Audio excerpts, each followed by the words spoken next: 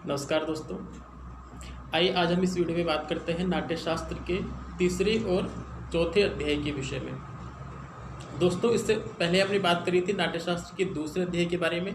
दूसरे अध्याय में नाट्य मंडप विधान बताया गया है, जो प्रेक्षागृह है उनका निर्माण कैसे होना चाहिए, अर्थात ऑडिटोरियम्स जो है उनका निर्माण किस प्रकार से होना चाहिए।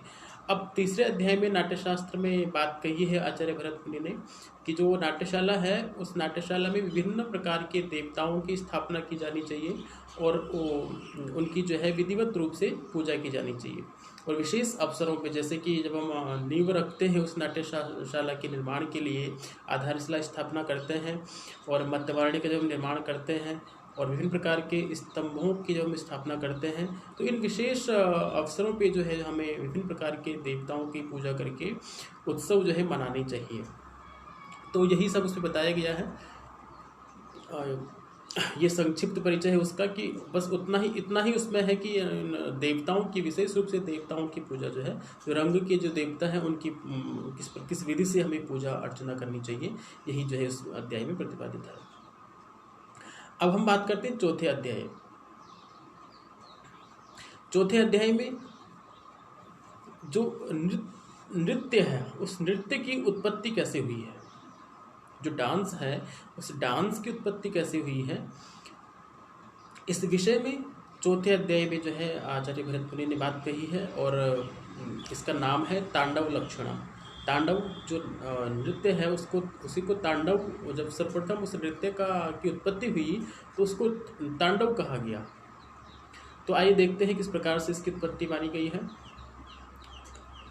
आपको याद होगा कि मैंने अपने पहले लेक्चर में बात कही थी कि देवता लोग जो हैं ब्रह्मा जी के पास गए कि हमारे लिए कुछ मनोरंजन का साधन उपलब्ध करवाइए।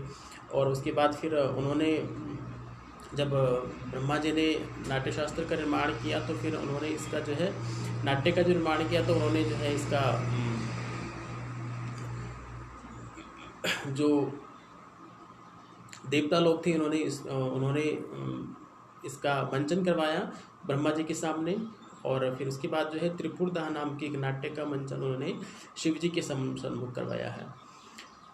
तो जब वो शिव जी के सम्मुख त्रिपुरदाह नाम के एक नाट्य का प्रदर्शन करवाते हैं, तो शिव जी जो है अत्यंत प्रसन्न होते हैं और वो कहते हैं कि हे ब्रह्मन, ब्रह्मा जी को कहते हैं कि हे ब्रह्मन, मैं जब शाम को संध्या कर रहा था तो उस समय मैंने नृत्य का भी जो है क्या कर लिया है, ज्ञान प्राप्त कर लिया है। और ये नृत्य का भी आप इसमें क्या कीजिए, ये नाट्य आपने बहुत अच्छा इसका निर्माण किया है और बहुत अच्छा इसका प्रयोग करवाया है, आप इसमें इस नृत्य को और ऐड कर लीजिए, तो इससे ये और ज़्यादा रोचक हो जाएगा।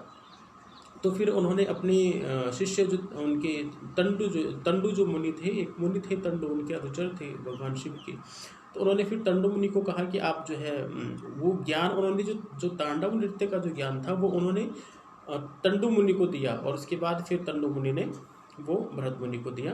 उसके बाद इसका नाट्य में प्रयोग किया गया, इसीलिए उसको तांडव कहलाया, क्योंकि नृत्य जब सर्वप्रथम भगवान शिव को प्राप्त हुआ, भगवान शिव ने जो है नाट्य में प्रयोग करने के लिए भरत मुनि को दिया। और वो किसके माध्यम से दिया, अपने शिष्य तंडु के माध्यम से, इसलिए वो तांडव कहलाया।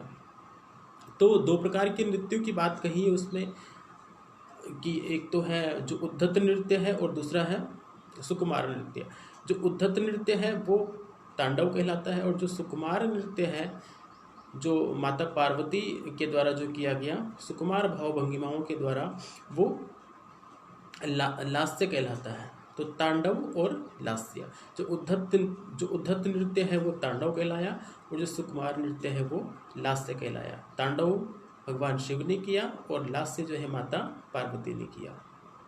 इस प्रकार से नृत्य की उत्पत्ति हुई और इन दो प्रकार के नृत्यों की उसमें बात कही गई है। और ये जो नृत्य है ये अनेक करणों से ये 108 करणों से ये युक्त होता है।